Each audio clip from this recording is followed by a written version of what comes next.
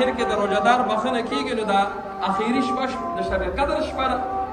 پیغمبر علیه الصلاۃ والسلام ورته فرمایي وي نه چې مزدور کله مزدوري وکړي دته په آخر کې د دې سیله ملاویږي. نو چې کله روزدار ټوله ورځ روزه ونیسي او د خپل عمل برابر کړي الله سیله ورکوي بخنه کوي. ابو هريره رضی الله تعالی عنہ روایت کوي وی رسول الله فرمایي چې زما امت ته په رمضان کې 15 څیزونه په خاص طور باندې ورکړي شوي دي چې مخکنو امتونو ته نه ورشي. او هغه 15 څیزونه کوم دي؟ لومبنی دا چې د رمضان المبارک کې د روزدار د خولې بدبویي الله تعالی ته د مشکو نه زیاته خوښه ده. دا مخکنو امتونو ته دا نه ورکړي شوي. علماء د دې روایت کې یو څو اقوال او ویناګانې دي. وی هغه بدبویي چې د معدې د خالي کېدلو د وجې د انسان په خوله کې پیدا کېږي الله تعالی ته دا د مشکو د خوشبویۍ نه زیاته خوښه. وی دا به یو خاص سم خوشبو وي چې کله دا مړی په ورځ د محشر د قبر نه راپاسي نو دی به په دې پېژندی شي. ځان سره به ټول ځای خوشبویي کړی ښکلی بوی به وي نو دا به د دې علامت وي چې دې بنده ښکلې روجې نیسلي وي. او بیا بل روایت پکې دا دی وایي چې د دې تعلق د عاشق او د معشوقې سره دی. یعنی په عاشق باندې د معشوقې هر څه ښکلي لګي. هغه دې ته نه ګوري چې دا بدبویي ده او دا څه دي خو چې د هغه د عشق وي د هغې سره نو که هغه بدبویي مې دی ورته ډېر ښکلې خوند کوي او ډېر ښه راباندې لګي. نو الله تعالی موږ عاشقان یو د الله تعالی. الله تعالی ته زموږ د خولې دا بدبویي هم ډېره زیاته خوښه.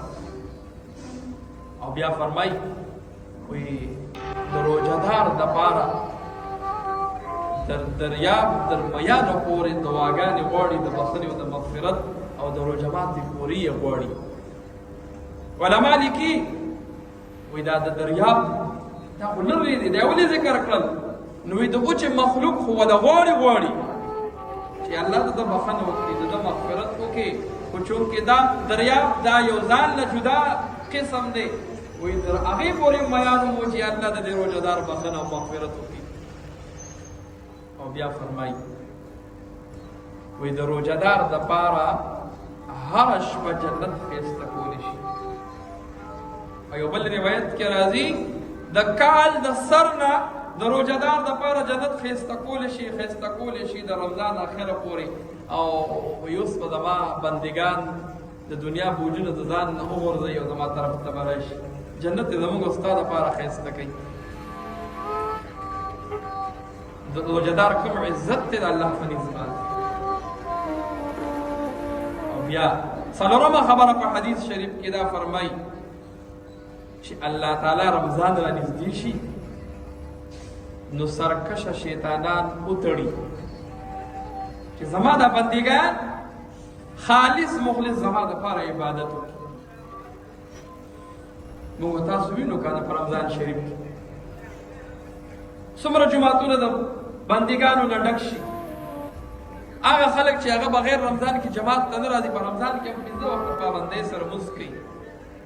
هغه خلک چې بغیر رمضان کې د قرآن تلاوت نه کوي په رمضان شریف کې هغه تلاوت هم کوي ذکر او اذکار هم کوي تهجد هم کوي. دا د رسول الله صلی الله علیه وسلم او حدیث چې الله سرکشه شیطانان وتړي. نو بعضې ټایم غله خلک اعتراض کوي چې دا خلکو په رمضان کې بیا هم ګناه کوي. نو وایي دا ټول کال دا نفس دې ګناه سره عادت شوی بس دا نفس دې ګناه سره عادت شوی نو دی خامخا د ده نه هغه کمې کوتاهي کېږي.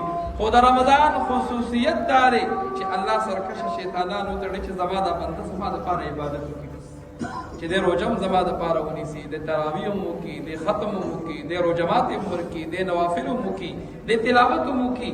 دغه رنګې بلا اعمال دي چې دی زما دپاره بندګان وکړي.